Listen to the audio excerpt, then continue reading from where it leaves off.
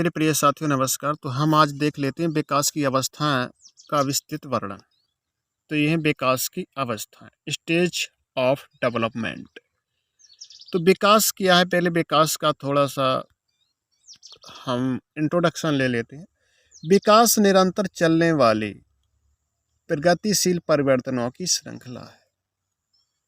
यह परिवर्तन की गति धीमी व तेज हो सकती है, परंतु रुकती कभी नहीं। मानव जीवन में होने वाले इन परिवर्तनों के आधार पर जो हमारे मनोवैज्ञानिक थे, उन्होंने संपूर्ण विकास की अवस्था को निम्न भागों में बांटा है। तो विकास क्या है? तो विकास एक निरंतर चलने वाली प्रक्रिया है। विकास प्राचीन युग से विकास ही चलता आया है और विकास चलता रहेगा। विकास की जो प्रक्रिया है वो धीमी भी हो सकती है और तेज भी हो सकती है। जैसे एक छोटा बच्चा है, उसमें विकास होता है तो धीरे धीरे वो बड़ा होता है। पेड़ पौधे हैं वो जल्दी जल्दी बड़े हो जाते हैं। तो यही तो विकास है। विकास की जो प्रक्रिया है धीमे भी चल सकती है और तेज भी चल सकती है।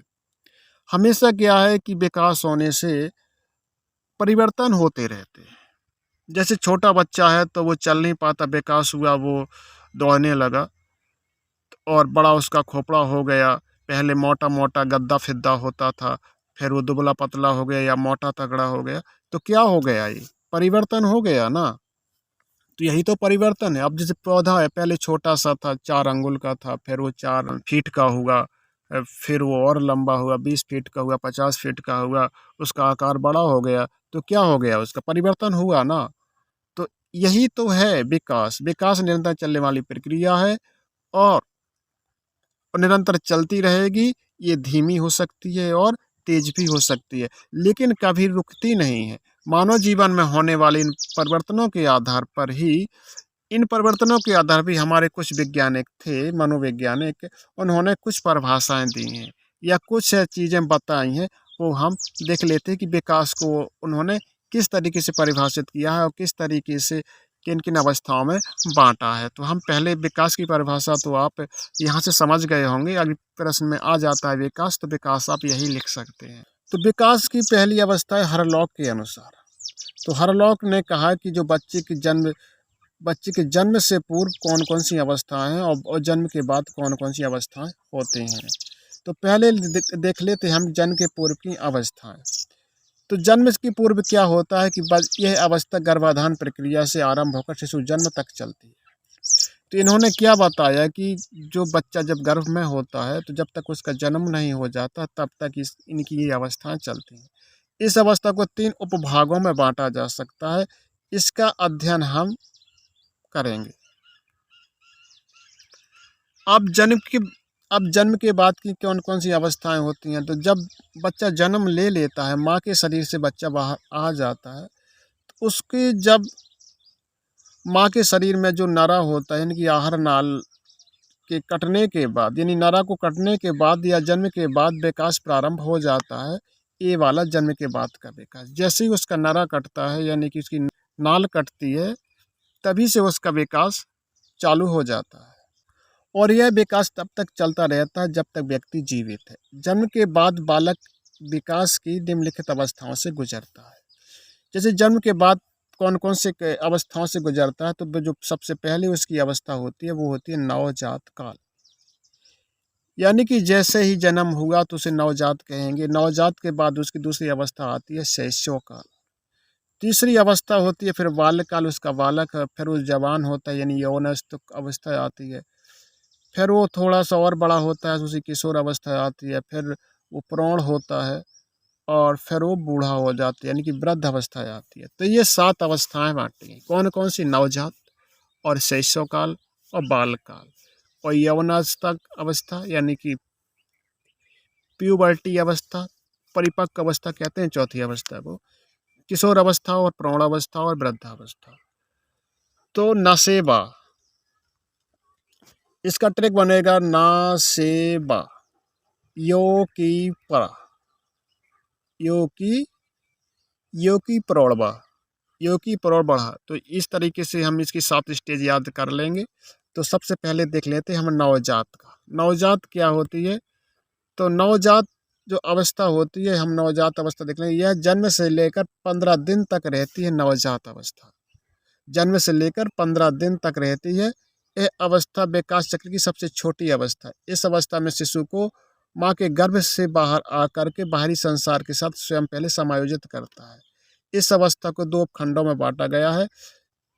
अब इसकी अवस्था को 2 खंडों में इसलिए बांटा गया है क्योंकि पहले जब आहार नाल कटती है तो कौन सी अवस्था होती है, तो आहार नाल कटने की अवस्था, यह अवस्था 15 से 20 मिनट की होती है। इसमें शिशु जन्म के बाद जब उसकी आहार नाल काटते हैं, मतलब जो नरा काटते हैं, 15-20 मिनट का समय लगता है। तब तक शिशु स्वतंत्र नहीं होता। आहार नाल अलग होते ही शिशु स्वतंत्र हो जाता है और स्वयं के बाहरी वातावरण से समायोजित करने लगता है। अब दूसरा है बच्चे की आहार नाल कटने के बाद की अवस्था। अब बच्चा स्वतंत्र होकर नवीन वातावरण के साथ रहने लगता है। अब आती है दूसरी अवस्था, शैशव अवस्था। तो शैशव अवस्था क्या होती है? यह जन्म के 15 दिन के बाद शुरू होकर के 2 वर्ष तक चलती है। कितने वर्ष तक चलती है? 2 वर्ष तक चलती है। 2 वर्ष से शैशव, यानी कि इससे सा से मान लेंगे कि सा से मान लें कि 2 है ये। 2 वर्ष तक चलती है। कितने वर्ष तक चलती है? 2 वर्ष तक। ये अवस्था विकास के जीवन के लिए महत्वपूर्ण अवस्था है। इसी अवस्था में शिशु के भविष्य की विकास की नींव पड़ती है। इस आयु में विकास तीव्र गति से होता है। इस अवस्था में बच्चा चलना, बोलना, ठोस आहार खाना, संवेगों का परिचय होता है। संवेग क्या होते हैं? जैसे गुस्सा है, हंसना है, रोना है। सामाजिकता विसर्जन क्रियाओं पर नियंत्रण करता है। अब तीसरी अवस्था आती है बाल अवस्था। तो बाल अवस्था क्या कहलाती है? तो बाल अवस्था 2 वर्ष के से 12 वर्ष तक चलती है। बाल फॉर 12, यानी कि बाल फॉर 12, यानी कि 12 वर्ष तक चलती है। इसकी 2 अवस्थाएं होती हैं। प्रारंभिक बाल अवस्था होती है, ये 2 से 6 वर्ष तक चलती है।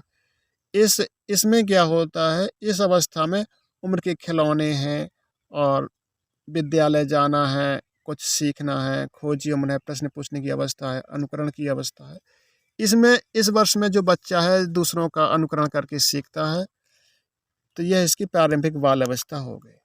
अब है इसकी उत्तर बाल अवस्था। तो ये 6 वर्ष से प्रारंभ होती है। ये 6 वर्ष से प्रारंभ होती है और 12 वर्ष तक चलती है। तो इस अवस्था में बच्चा क्या होता है? विद्यालय की अवस्था भी इसे कहा जाता है। इसे खेलने की अवस्था भी कहते हैं और इसकी ये प्रमुख विशेषता भी है। इसमें बालक द्वारा समाज जो व्यवहार सिखाता है वो सीख लेता है जल्दी से। इस अवस्था में प्रमुख रुझान शारीरिक बनावट, वस्त्र, मानव शरीर, क्रियात्मक धर्म आदि रुचि पर मतलब बच्चा रुचि लेने लगता है क्या पे? मनुष्य शरीर पर।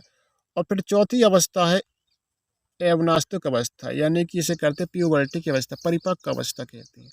इस अवस्था का अर्थ यह है कि संपूर्णता की ओर ले जाने वाली अवस्था। इसमें जो बच्चा है कि जो संपूर्ण होने लगता है, यह जो अवस्था है लड़कों के लिए 12 से 15 वर्ष तथा लड़कियों के लिए 11 से 14 वर्ष की अवस्था परिपक्व काल की अवस्था कहलाती है।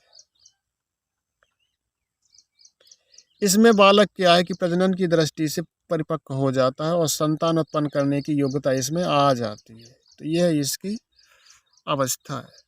इसको भी 3 भागों में बांटा गया है। तो ये पूर्व यौवन काल है। पहले क्या है? पूर्व यौवन काल। इस अवस्था में यौवन के लक्षण उत्पन्न होने लगते हैं, जैसे कि प्रजनन अंग पूरी तरह विकसित होने लगते हैं, शरीर पर बाल आने लगते हैं, भारी आवाज़ होने लगती है। अब ये है यौवन उत्सुक अवस्था। ये यौवन काल के यौवन की विशेषताएं विकसित हो जाती हैं। यह प्रजनन अंग कोशिकाओं में उत्पादन या आरंभ कर देते हैं, मतलब उसके जो प्रजनन अंग है वो विकसित होने लगते हैं। फिर है उत्तर यौवन काल। उसके बाद अवस्था, उत्तर यौवन काल में जो अवस्था होती है उसकी कि यौवन लक्षण परिपक्वता की अवस्था में बिल्कुल पहुंच जाते हैं और प्रजनन अंग पूर्णतः विकसित हो जाते हैं, मतलब पूर्णतः बच्चा यौवन अवस्था को प्राप्त कर लेता है। मतलब और किशोर अवस्था होती है। किशोर अवस्था वह अवस्था होती है कि जो बालक को परिपक्वता की ओर ले जाती। अब किशोर अवस्था जो बचा खुचा परिपक्वता अब उसकी ओर ले जाएगी। बच्चे में अब क्या परिपक्व होंगे वो हम देख लेते हैं। शारीरिक विकास, मानसिक और सामाजिक संवेगात्मक परिपक्वता होती है यहाँ पर। बालक किशोर अवस्था के अंत तक पहुँच जाता है। अब किशोर अवस्था की 2 अवस्थाएं होती हैं। अब ये कौन कौन सी अवस्थाएं होती हैं किशोर अवस्था की? 2 अवस्थाएं। तो एक है प्रारंभिक अवस्था, एक है उत्तर अवस्था। प्रारंभिक किशोर अवस्था में यह 13 से 16 वर्ष की होती है। इसमें काफ़ी उतार चढ़ाव होते हैं। इसमें इस अवस्था में बच्चा अपने आप को अस्थिर समझता है, अस्थिर समझता है और बच्चे को कुछ समझ में नहीं आता उसे क्या करना चाहिए। किसी भी समस्या में फंस जाता है और थोड़ा बहका बहका सा रहता है। तो इस तरीके से ये उसकी आरंभिक अवस्था। उत्तर अवस्था इसमें 16 से 18 वर्ष रहती है। इस अवस्था में बच्चे अपने अनुभवों के आधार पर अपने आप को समायोजित कर लेता है, अपने आप में परिवर्तन कर लेता है। अपनी शिक्षा तथा कैरियर के प्रति भी वो जागृत हो जाता है। किशोर अवस्था संतुष्ट एवं खुश की अवस्था होती है। तो जो दूसरी उत्तर किशोर अवस्था है ये संतुष्ट की अवस्था होती है, और जबकि आरंभिक किशोर अवस्था है इसमें बच्चा अस्थिर रहता है। अब होती है प्रौढ़ अवस्था। अब प्रौढ़ अवस्था में क्या होता है कि ये अवस्था जब मनुष्य मानसिक और सामाजिक और शारीरिक संवेगात्मक रूप से परिपक्व हो चुका होता है, तो यह अवस्था 19 से 60 वर्ष तक चलती है। इस अवस्था में प्रारंभिक प्रौढ़ अवस्था है, और इस अवस्था में परिवार बढ़ाने या प्रजनन तथा संतान पैदा करने की अवस्था है प्रारंभिक प्रौढ़ अवस्था। इसमें नई पारिवारिक सामाजिक व्यवसायिक जिम्मेदारियां बढ़ जाती हैं, और अब यह समस्याओं की अवस्था भी मानी जाती है। प्रारंभ के जैसे पैदा करते हैं, अब उसे पैसे कमाना है और ये काम करना है, वो काम करना है, तो ये 19 से 40 वर्ष तक चलती है ये अवस्था प्रारंभिक प्रौढ़ अवस्था। अब मध्य प्रौढ़ अवस्था इसमें क्या होता है, 40 वर्ष से 60 वर्ष तक चलती है। इसमें क्या शारीरिक क्षीणताएं आती हैं, शरीर कमजोर पाने लगता है, और व्यवसायिक समायोजन मनोरंजन में भी मतलब ये क्या है कि मनोरंजन और रुचियों में भी बहुत परिवर्तन आ जाता है। अब उत्तर प्रौढ़ अवस्था क्या है, ये उत्तर प्रौढ़ अवस्था वृद्धावस्था भी कहते हैं इसे। यह 60 वर्ष के बाद प्रारंभ होती है, और निरंतर शरीर कमजोर होने के कारण ये अवस्था आती है। इस अवस्था में मानसिक शक्तियाँ भी कमजोर पड़ जाती हैं। अब आती है वृद्धावस्था। यह 60 वर्ष के बाद प्रारंभ होती है। वृद्धावस्था कब प्रारंभ, 60 वर्ष के बाद प्रारंभ होती है, और यह मृत्यु तक चलती है। इस अवस्था में जो होते हैं व्यक्ति शारीरिक शक्ति बिल्कुल क्षीण हो जाती है, मांसपेशियाँ शिथिल पड़ जाती हैं, और व्यक्ति शारीरिक विघटन तेज होने लगता है, उसकी याददाश्त भी कमजोर पड़ने लगती है। अधिकांशतः वो छुट्टियों में अपना समय व्यतीत करता है। ये अनुभवों का तो भंडार होता है, और ये अनुभव दूसरों के साथ बांटना चाहता है, और पारिवारिक सदस्यों का सहयोग चाहता है।